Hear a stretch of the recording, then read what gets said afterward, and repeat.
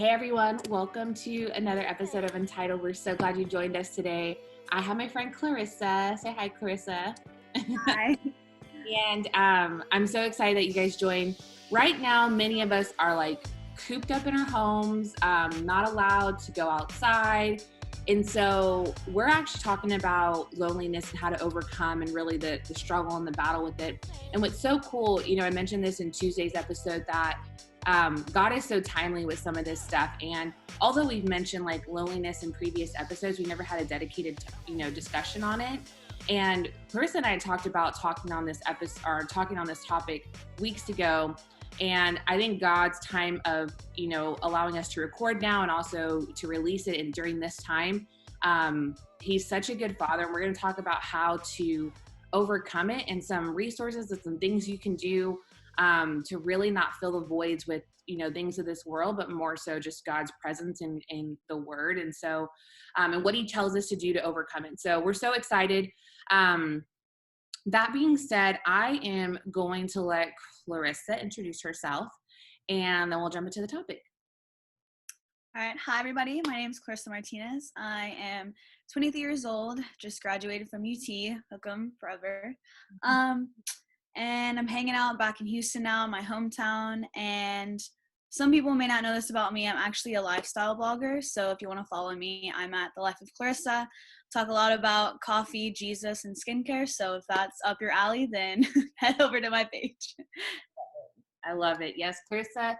So Clarissa, when she was here in Austin, we went to the same church, and we just kind of hit it off. I mean, probably not initially right away, just because I'm weird about talking to new people, and I don't. I'm like, hi. I am pretty extrovert, but when it comes to like making new friends, I'm like, oh, I'll let them come introduce themselves to me first. Yeah. But after me and Clarissa kind of got past that awkward phase, then we've just been friends, and she's part of our Untitled volunteer base, but also she runs her own blog. I mean, she's like a total little, can I say badass? I mean, this is my podcast. I can say whatever I want. Like, Do you? Yeah. But yeah, no, she posts amazing blogs and amazing content. So you guys go check her out. But, really on this topic, I'd love for you to talk, Clarissa, a little bit about your personal struggle. I know oftentimes a lot of these things are part of our testimonies, and I believe it's part of yours as well. And I really think that, sharing that, and then we'll talk about kind of further some more in-depth questions about how you kind of overcame that and surpassed those times. But I guess a little bit about your personal struggle with loneliness and sort of what that looked like for you. Yeah. So, it kind of became something that was brought to my attention once I moved to Austin for school. It was 2017 actually, and it was the first time that I was ever actually away from my family. I'm a very family-oriented person, so I'm very used to just being around them all the time. So on top of moving to a new city, to a new school with people that I didn't really know, I actually went through a breakup at the very same time. So I was actually like for real alone for the first time ever in my life. And it was a huge adjustment. But whenever I reflect and look back on that, I realize that God used that time to catch my attention. He really wanted me to lean on him more and completely he wanted to transform me. He wanted to place purpose in me. That season is actually the reason that I have my blog. And I don't know if you know this, but if it wasn't for my blog, I actually would have never made it to Oasis, which was another huge turning point in my life, because I actually met Hannah, the pastor's wife at our church, through Instagram. So that was so awesome to see God just connect me with Hannah and connect me to everybody from Oasis, which was crazy. But that's kind of like long story short, I guess. If you want me to go in more depth, I can, but. No, I mean, I think that's good. Oftentimes I think when we face and we battle loneliness, it comes in like different circumstances for each of us, like I feel my loneliness was very much like had at an earlier stage in life, to where I didn't have, my mother was a single mother. So I don't feel, although I was very loved growing up, and very well taken care of, I feel like I kind of filled my voids of loneliness in other ways at a very young age versus when Mhm. I went to college, it just got worse type thing, like that wasn't my first time ever experiencing it. But no, I mean, that's super good stuff. I love it. Talk a little bit about sort of like your realization of loneliness. Like, was it something that like 2 weeks in moving to Austin, you're like, oh man, I'm super lonely? Or like, what was it that made you realize like this, something's not right, Mhm. It was kind of a gradual thing because at first my main focus was like, okay, I just got out of a relationship. I need to figure out how to be single and become more healthy. So at first, that was kind of my main focus. And then it kind of slowly turned into me noticing, oh, this is so hard because I've literally never been ever alone. I actually, like, once I was reflecting more, I'm sure it happened through prayer. I got really into journaling at that time, and I still do it now. It helps me really process everything. But I think it was through prayer I was like realizing that I was so afraid to be alone. And that was never anything that I ever voiced or ever even really acknowledged because I think it was just so, it was a subconscious thing.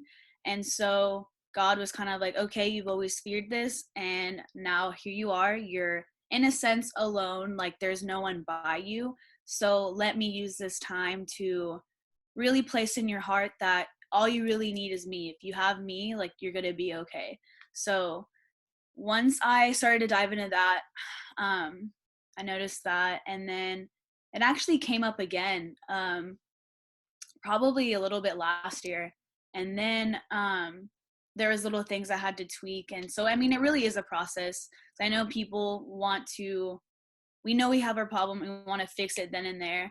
And while I did overcome a lot of it within a year or two, there were still other little things that came up even like last year. And I kind of noticed it, okay, like there's still some things I haven't addressed yet. Let me bring this to God and have Him show me what I need to work on and how I need to trust Him more and grow closer to Him. Yeah, that's good. Oftentimes I think we recognize exact or that we don't recognize, sorry, how lonely we can get at times. And for me personally, like when I've struggled with this, it's often been like I'll get into like a certain hobby or activity and someone will recognize like, oh, that's not really like you to do that kind of stuff, and I'm like, well, I think a lot of people lean on the, excuse of like, oh, I'm changing, or it's not good to be the same, or whatever the case is. And, I don't really think, I mean, although it is good to change, I think sometimes we rely on that excuse a little too often. And we naturally fill the void with something else of our loneliness. And I know for me personally, it was more like promiscuity and just kind of being, out there, and whether it's like seeking love in all the wrong places. Some people kind of turn to drugs. There's so many things that people fill the void with at times, and they almost place their identity in them. Yeah. Which I know in your blog post you had talked a little bit about. Sorry, my notes didn't print out all the way, so I'm referring back to my phone notes. But you said that loneliness can create insecurities, force you to lower your standards, push you to seek validation in others, cause you to run. I actually edited this one, so forgive me, but I put cause you to run for self-satisfaction instead of God's satisfaction. That's good. And then additionally, you'd put make you lose sight of your self-worth and Mhm. steer you off your path. And I even put that it could lead you into depression. And so, you know, For I sure. I looked at these bullet points and I remember those times in my life, and quite frankly, like all of them applied, probably and Oh yeah. I've never like dealt with depression, and I know it's a pretty heavy topic, so I don't want to get too far into it, but I've never dealt with depression on a clinical level. Like I felt like I've had like moments and pits of Mhm. feeling really sad and depressed, but other than that, like I pretty much have got myself out of it relatively quickly. So it was all very circumstantial. But I think one of the things that I probably saw the most in my loneliness was the insecurity part and then lowering your standards. And it's something that God had to like heal me from for years. I mean, I haven't been in a relationship like officially for like over 5 years, because my last relationship created a lot of these as well. And it's so funny that, you know, I want people to know that this topic is more, it's applicable to life. It's not like, we're not talking about singleness, we're talking about loneliness. And you could be in a relationship and be lonely. You can be married and be lonely. Like, yeah. And it's just so critical to know that like loneliness is not a physical realm. It's a very, you know, mental realm. Like it's how, it's a feeling. It's it's a thing that you have to like deal with. But I mean, you could have 10 people around you, like in isolation. You could be at home with your mom, your dad, your husband, your wife, your kids, and you can still feel lonely. And it's crazy because, um, to me, loneliness is a very spiritual thing. Like I think there's like a spirit of loneliness people can have on themselves, or, you know, the enemy can put on you. And they tend to come, you know, they'll fill your void with, you know, for example, someone like myself, like I'm single, I live alone. And maybe if I've ever dealt with like a porn addiction before, which I haven't, but if I had, like, loneliness can stir you back to those things. And in moments of isolation like this, a lot of people turn to things that used to fill their voids, because we can't get out and see people, you know, we can't do normal day activities, we don't go to work anymore.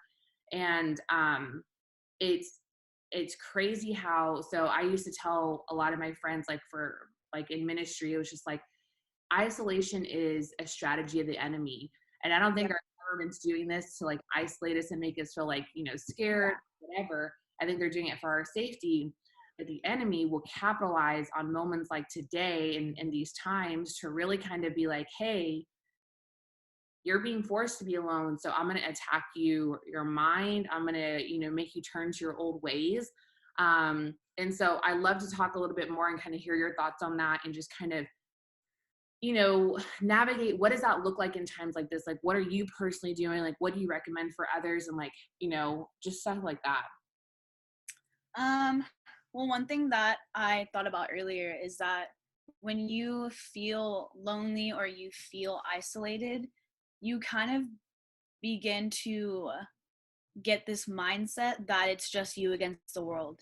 Like, I need to figure out how to do this myself. How can I make myself feel better? Which leads to, I guess, in a sense, self-medicating through whatever it is, validation through others or alcohol or whatever. So I mean, I don't want to sound super cliche, but I mean, for me, you really have to bring it all to God, because he will ultimately, I mean, he's the only one that can save us. But it's also very important to have people around you that know your struggles and that can pray for you, pray with you, and kind of like, let's say, kind of like what you're saying, like if let's say I had some type of like porn addiction or something, not that I do, but you would have to tell someone, hey, can you keep me accountable? I'm really wanting to do this right now, but I know that that's not good for my soul. Can you just check in on me and make sure I'm not doing that? Community is super, super important, especially in like keeping you accountable. And that's something that I learned once I started going to Oasis, which was, you know, really, really huge for me, because I was able to tackle some of the things and some of the unhealthy habits that I grew as I was lonely. And yeah, I would just say accountability, community, and really we need to use this time to pray and talk to God more than we ever have before. Like, it's really, I've even noticed for myself, it's easy for, even though I'm at home, other things are grabbing my attention. Oh, you never have time to watch Netflix for 5 hours, so let's do that. And it's like, then at the end of the day, you're like, I've talked to God for maybe like 10 minutes. And it's like, wow, like even in times like this, the enemy is going to use other things to distract you, so you don't talk to God as much as you can. But I mean, if it wasn't for me really building that relationship and praying as much as I can and just kind of like talking to God like he was my friend, I would not have been transformed in the way that I am now. Because I feel like times of like loneliness, art, to me, is really like, it can be very pinnacle. It can be a very, very transformative period if you allow it and if you let God in it. And I think the enemy knows that. And that's why he'll distract you, because he's like, oh, no, no, no, you're going to realize your purpose. No, let me distract you with this. Let me distract you with that. But it's crucial. Yeah, no, I mean, I couldn't agree more.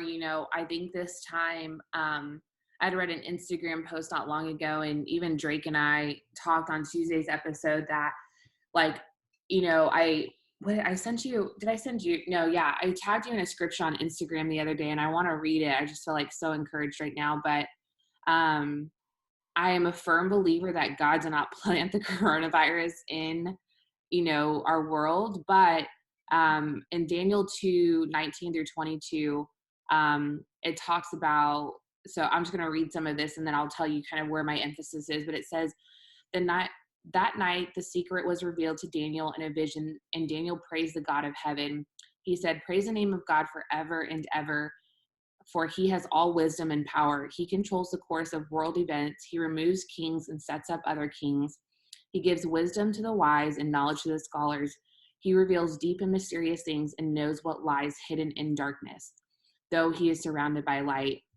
And I read this, and I so strongly believe that although, like, God will make everything for his good, right? And even in moments like this, I've had many friends this week laid off, and I'm like, there's goodness that will come from this. There's goodness that will come from your isolation. There's goodness that will come from you not having to work 40 hours a week and you spending time with God. And like, he'll either give you revelation, he'll stir something in your heart, he'll recreate your purpose or kind of stir up your purpose, like whatever it is, like he will use this time for his good if you allow him to.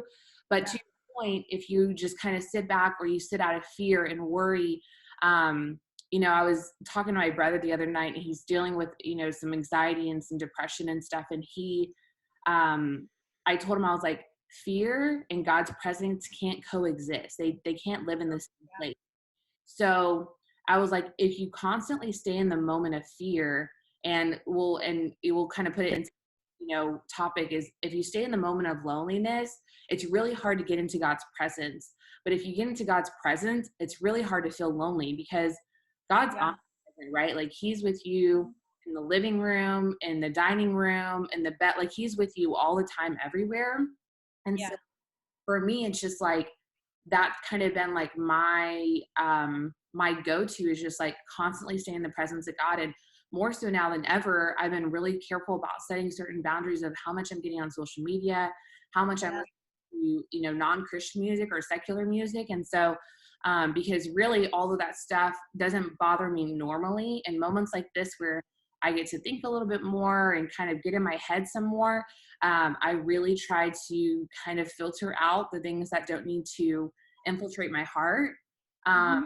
And I think oftentimes, you talked a little bit about community, and although I'm single and I do live alone, I'm constantly out and about. Like I'm constantly like, there's not a night out of the week, or the weekend really, that I don't have plans after work. So it's like, I go to work, I go have a movie night, I go to work, I go have dinner with friends, I go to work, and I go to a Bible study, and I go to work. And so like every single night I'm doing something. And the fact that now I'm working from home, now I'm not doing those things.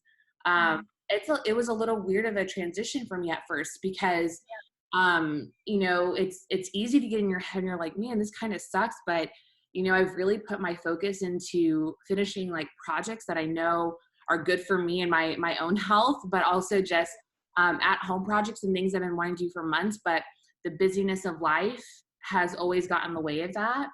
And I'd even posted on Facebook the other day, I finally finished my vision board, and I've taught vision board and goal setting workshops all year, and I haven't actually done my own, which sounds silly, but it's really the truth kind of what happens. Like when you're the teacher, you can't really always do it yourself. And so I did it, and I just felt it really heavy on my heart that night to tell people, like, my board is so purposeful. Like I really believe, like, honest to God, Clarissa, like 80-90% of this will be accomplished this year, regardless of COVID or not. Like, because the goals that I put on there and the things that I see for my life are strictly between me and God. Like they can happen here at home. They can happen in a coffee shop. You know what I mean? Like, it's Yeah. more like how obedient I'm going to be to God, and how much he wants to bless me or, you know, reveal to me in this year. So I just really think that I feel like we're a little off topic, but it just kind of steered this way. So I'm just running with it. But I really do think that in times like this, like intentionality, being purposeful, not just busy, you know what I mean, can really kind of take you out of those ruts of loneliness. And, you know, I oftentimes feel like people are like, well, I don't have anything to keep me busy. I'm like, oh, I promise you, like a 10-minute conversation with you, I can find something to keep you busy, whether it's, hey, I've been wanting to lose weight. Hey, I've been wanting to become more financially secure. And I'm like, y'all, look up YouTube videos on investments. Like, look up YouTube videos, how to do this. Like, Dave Ramsey's offering like his Financial Peace University for free. Like, there's so many That's awesome. I didn't know that. courses out there right now. And it's up to us to take advantage of them and to make good time, or to not, whichever, you know? Yeah. Um, but I want to also hit on the community piece a lot too, because if I could be honest with you guys, I kind of told you a little bit before this that when all this COVID-19 stuff first started, fear definitely crept in. Like, just because you're, you know, have strong faith doesn't mean that fear, you know, stays outside the door. And I always told myself that if we were to go into more of like a stay-at-home order or a lockdown, that I would go home to San Antonio with my parents, and just for more security purposes, right? Like, you know, it's just easy being at home with your parents, if I could be honest with you. Oh yeah. I really struggled this past week with that decision, and really I decided to stay here because, one, I know that no matter where I'm at, like, God's always with me and I can depend on him. I really wanted to take advantage of like his presence and sort of these like moments of silence, if you will, and just make time for him. You know, like, yes, I'm staying busy with other stuff, but I ended up staying at my home in Austin, because I just didn't feel the need to jump. I didn't feel the need to go, and really God gave me a lot of that peace and security. But I had to open up and be vulnerable to a lot of my friends and sort of like my fears of staying and why I, you know, why I felt the way I felt. And really they've been awesome at like just FaceTiming me every day, like checking on me, how they're doing. Because often a lot of my friends here in Austin, they're either with family, they're married, they have kids, whatever. And I don't. So for some people it's annoying because they're like, I can't get work done because my wife or my kids keep bothering me. And I'm like, I wish I had someone to bother me right now, because I don't. Yeah, for sure. But I think, you know, that community piece, regardless of isolation or not, I think is so key in moments like this. And, you know, finding the right community isn't easy. It's something that I really struggled with when I first moved to Austin. I mean, I've been in Austin for 4 years, and I've been in this like great church Christian community for probably a little over, like a little over 2 years, like going on 2.5 years. But before that, I mean, sis, like I was not okay. Like I was finding, and not that I had bad people in my life, they just weren't the right community. Does that make sense? So like there were good people, there were people I worked with, they were, you know, very loving and very sweet, but just not someone that like would speak life into me. You know what I mean?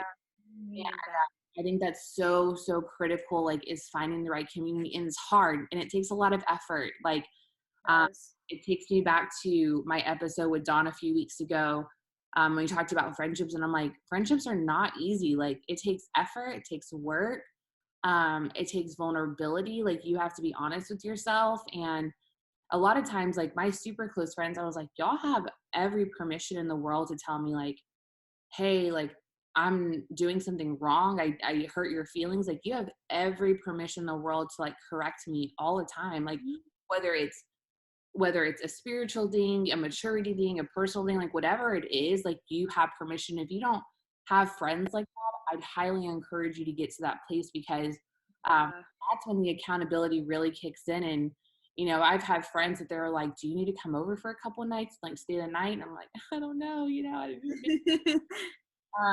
but they just know, like, they truly care about my well-being. And I think that's so important. Especially in moments like this, it's could be some crazy times and a little scary. So Yeah. So, Clarissa, before we wrap up, I want to kind of jump back into a little bit of, we talked a little bit about how sometimes we naturally, and I would even say subconsciously, fill the void of loneliness. And I kind of took over the conversation at that point, but I'd love to know sort of your personal experience, after you realized kind of what was happening, like what was it exactly that you were filling the void with? And also more importantly, like, what was it like, how did you come out of that? Like, what did you do to overcome those things? I would love for you to share that. Yeah, sure. So even though the struggle with loneliness began when I moved to Austin, I wasn't exactly plugged into a church yet. So in a sense, I didn't bring the full situation to God yet because I was still filling voids with very worldly things. Since I had just moved to Austin and I was making friends and UT people, college kids, they party a lot. We have 6th Street. I definitely got sucked into the party life for a while. Was kind of like living for the weekend, getting my happiness from like going out and stuff like that. So that was definitely a huge thing. Um, but I would also seek validation from people and from, men more specifically. And it would be like little things, just kind of them like complimenting me or giving me attention that would kind of like fuel my confidence. And so if somebody thought I looked good or said I was pretty, that would speak into my identity. I'm like, oh, like I'm pretty because he says that I'm pretty, or I'm beautiful because they are looking at me that way. And it's a very, very dangerous cycle to get caught up in, for sure. And that can also tie into what we spoke a little bit on earlier, kind of how loneliness can create insecurities and force you to lower your standards. Mm-hmm. There's definitely people and guys that I kind of would surround myself with or talk to from a day-to-day basis that didn't necessarily need to be in my life. They were filling a void that I thought that I needed filled, but really, like, the whole time I know God was like, no, like, let them go. Talk to me. And I wasn't ready to listen to that yet. But it actually kind of took, I was in a relationship and I knew that it was time for it to end subconsciously, I think, and a little bit consciously. I started to feel a lot of anxiety in the relationship. And I prayed about it and I was like, okay, God, if you don't want me in this relationship, like, please make it very evident. Like, I need signs. I need big signs. And a big sign happened and I cut that relationship off. And then I started to fall back into the cycle of my loneliness again. And I was like, what is this? I thought I overcame this last year. Like, why is this coming back? And it put me in a depressive state probably for about 2 weeks, which was really, really abnormal for me. For people that know me, I'm a pretty like happy-go-lucky person, and it's pretty, I feel like it's pretty evident. I always try to be that person. So for me to be in a depressive state for 2 weeks, I was like, okay, something is not right. I'm seeking validation from other people again, from what people are saying to me on social media or how guys are speaking to me, Yeah. whatever. And the unhealthy patterns are coming back. And my mom even kind of like called me out one day and was like, what's with you? And I was like, oof, like, if your mom's calling you out, like, you're doing something wrong. So I was like, okay, let's figure this out. And so I started going to counseling, and I went for a couple of sessions. It didn't take like too much for her to kind of pinpoint like what it was that was leading me to do all of these things. She helped me realize that I was becoming really codependent on people, and that my number one love language is words of affirmation. Like, when I'm dating somebody, I need you to tell me, like, I'm pretty and like you like me. And it's kind of where I would get my security in a relationship. And ultimately, without realizing it, that became my identity. That became who I thought I was. Like, I thought I was the way other people perceive me, if that makes sense. Like, if you tell me I'm a nice person, okay, I must be a nice person. That's what you think. If you tell me I look good, okay, I guess I look good because that's what you say. And it's just like, I'm grabbing things from the world because of what people from the world are saying of me, and like that's not where you should be rooting your identity in. Like beauty is fleeting, the Bible says that, and that's not what God's focused on. And I kind of had to take it to God and be like, okay, like who do you say that I am? Like just because even though people may tell me I look a certain way, I don't look like her. So what does that mean? Like I don't look like this model or blah blah blah. And so it was just kind of like a mental game. And so I had to bring it to God and just kind of be like, okay, who do you say that I am? Where should I be rooting my identity in? And, let's like reconstruct this, because if I don't deal with this now, my life is going to go down a very destructive path, and I don't want to do that. That's good. That's good. I like that. I feel like, very similar to you when I was stuck in a lot of these, just like filling the void with like worldly stuff. And I specifically remember, I feel like my biggest turning point, which sounds similar to yours, is first I was forced to go to a Christian women's retreat. Like literally when I say forced, like they signed me up, they paid for me. Like they even called my boss and took put my PTO and forced. You're coming. My bags, like I was forced. And so, but it was what changed my life. Like I'm forever grateful for those people who forced me to go, because I literally went there and I thought I was going to build a better relationship with God. And really he was just revealing to me that I was just, insecure in a lot of things. And that really like, he's the one who validates me. And I'll never forget, kind of like the theme of the retreat was based on Ephesians 2:10, and it says, oh my gosh, I'm blanking, but it's basically like that you're God's masterpiece, essentially what it says. And I love that, because first of all, for someone with words of affirmation, love languages, that's like the cool. To be a masterpiece, you're like, yes, honey, like, yep. Physical touches is my words of affirmation. I think like God's presence like fills a lot of that void, if not most of it. But I just think like God speaks to us so like he's such a gentleman, and especially like if you're a woman listening to this, like he like loves us so gently and so beautifully, like through the words of the Bible. And I think that's such a beautiful thing, because so many times people are like, they do rely on what other people say about them. And I think oftentimes, like, if we really want to get out of filling the void with worldly things, I think it's even in Romans, it says, like, don't rely on the things of this world, like put your faith in me. And it's one of those things where it's like, if we constantly are like trying to get into his word and his truth and learn about him and his characteristics, that's one thing that God has been like talking to me so much about, especially in times like uncertain times. It's he's like, recognize my characteristics, like recognize where you see me. And when you know that, like when it's sunny outside, like God's goodness is like shining over us, and just like the small things in life that we take for granted so often. And like, whenever you do feel his presence, like I'm just so grateful, because it's just one of those things. It's like we, as Americans especially, like we've taken so much for granted for like our freedom, and now that we're being kept here, like God's like, I'm still the same God, like I'm still good.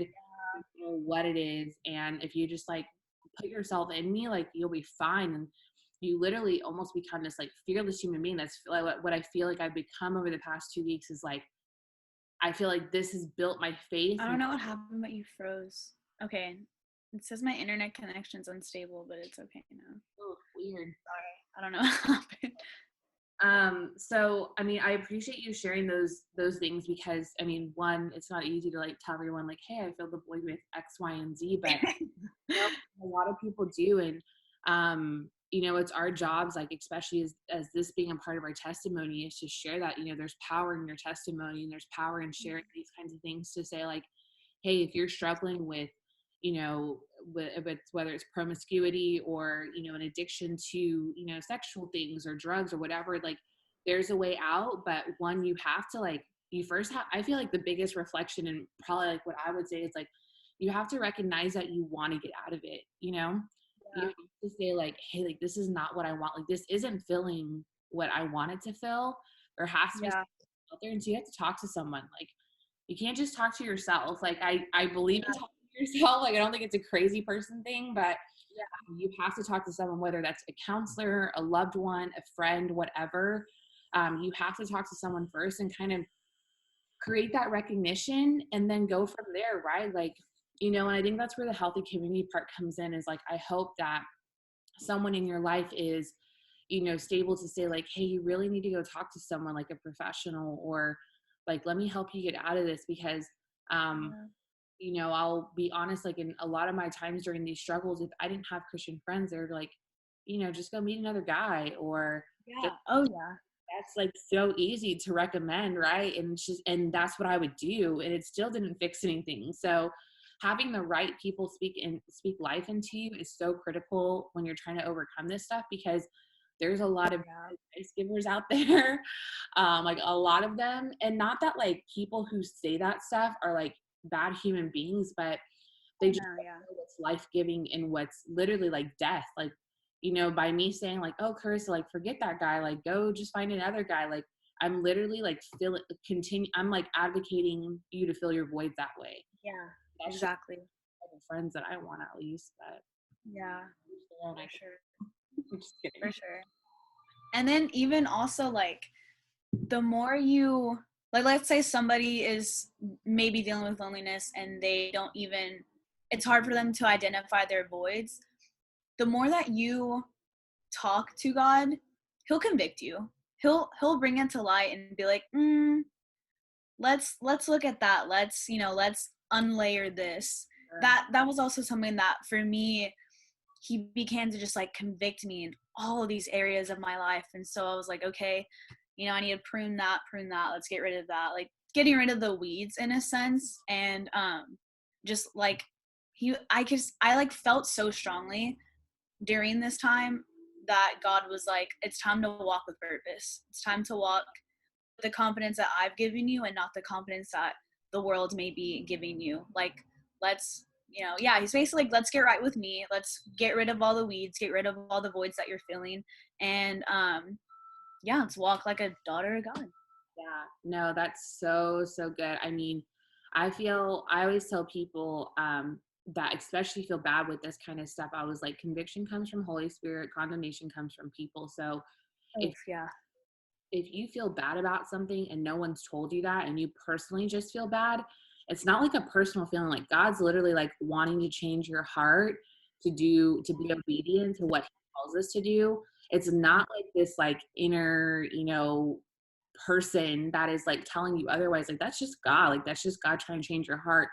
And if you feel bad and people are trying to make you feel guilty of something, it's probably condemnation, or it could just be like high defense, like people get very defensive whenever I'm like, hey, Clarissa, like, I just think God wants better for you. And you're like, you don't know what you're talking about. Like, yeah. Oh yeah. But I mean, I can tell you, I've said that many times to people that have wanted better for my life. And it's one of those things it's a maturity thing for sure. Like, hearing from God, I feel like matures you so much, because it just, he's so wise. And so as you start, leaning into your, like, listening to his convictions and really repenting and changing your ways, you literally change to become not just a better person, I would even say a better Christian, but just an obedient, daughter of God. And you literally like grow up before his eyes. Like, I've seen some of my friends over the past couple of years, and I'm just like you and I were so different 2 years ago, and like, look at us now. But I don't know, it's just crazy. But as we kind of wrap up, I want to get, sort of tie a bow on this thing, but I love for you to kind of give a quick recap on recommendations of what to do, how to do those things, resources, just to kind of pull the whole episode together. And, people that really battle with this, like, how do they do that? And just kind of like tie a bow on it. Okay, yeah, sure. So most importantly, you need to build a prayer life and build your relationship with God. Once you really get that down, a lot of the things just kind of follow. So that's definitely one thing. And two, like me and Allison said, or Allison and I said, getting the right community, right people around you, life-giving friends that are strong on their faith and that can lead you through this season. Super, super important. A couple of sermons, or I guess a sermon and a podcast that I would recommend that helped me. The Relationship Goals series at Transformation Church. That series honestly changed my life. Like, not over exaggerating at all. That definitely like projected my life path. The Single Not Alone one is so good. And the Porch has a podcast all about loneliness and battling that, so that one's like super important too. um and I mean, there's a couple of other things that maybe more, I don't know if this will like pertain more to singleness, but I feel like you could even do this even if you are in a relationship, in a marriage, because like we said earlier, you can be married or be in a relationship and be lonely still. Something that helped me was kind of just like doing things that were better for my body, like physically, like kind of just like getting out of the house. Let me get in the sun, let me go for a run, let me go do yoga, like just kind of doing things to get you out of your head a little bit. um and also just, yeah, journaling helps me a ton, still does.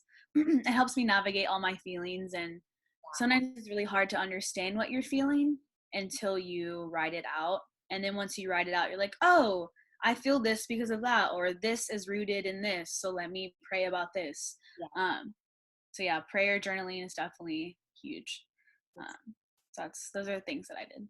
Yeah, I was talking with my friend Drake the other day, and we were talking a little bit about the healing process. And I really think that, battling from loneliness, there's a healing process to it. And, you just said something that kind of triggered me to say this next thing. But, when you take something to God, he'll heal you of that.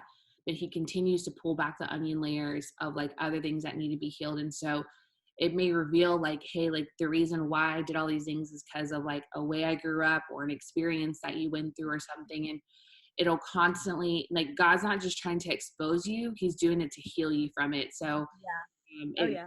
is an onion layer. And although the path can take some time and it can be messy, like the more you're obedient to like what he wants to reveal and heal, he will totally do it, and he'll do it so graciously and so lovingly. But it's definitely a process for sure, but it's like the outcome of it to be like whole, healed, joyful, loved, purposeful, all the things. It's just like, it's also worth it. It Oh just yeah. messy in the meantime. It is. You really have to learn how to show yourself grace. I had to learn that. That was a huge thing for me, because I would feel really shameful of the ways that I would feel, the ways that I would fill my voids. So you have to have patience and grace with yourself. This is not something that you can fix overnight. I mean, unless that's God's will and he does fix it overnight. I mean, that wasn't the case for me, and I don't think that's the case for many people.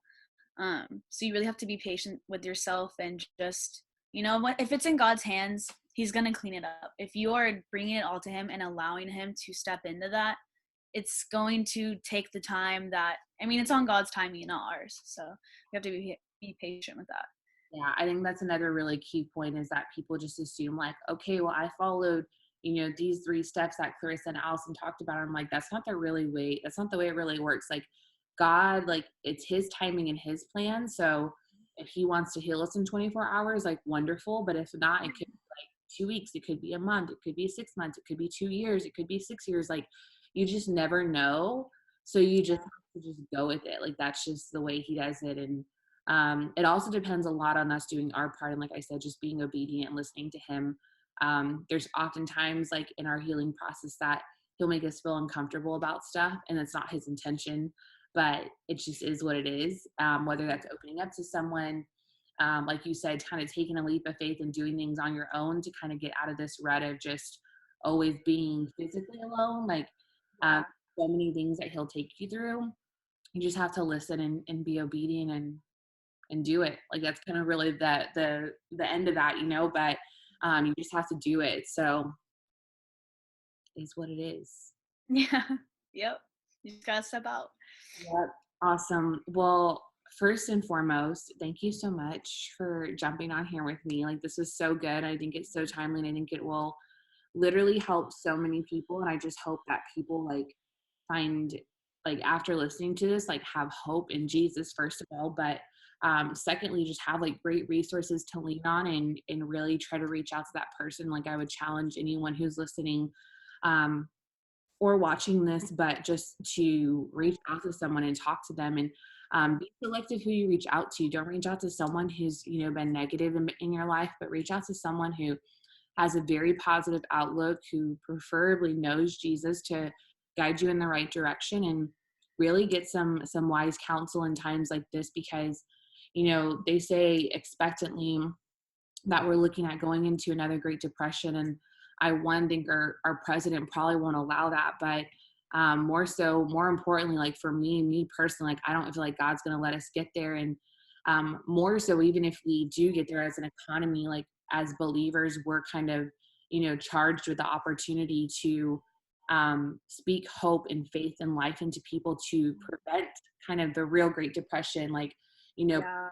people like feeling the depression and loneliness and anxiety and stuff. So it's really in our hands to kind of be hope dealers, if that makes sense, and just spread that as much as I can, or as much as we can. So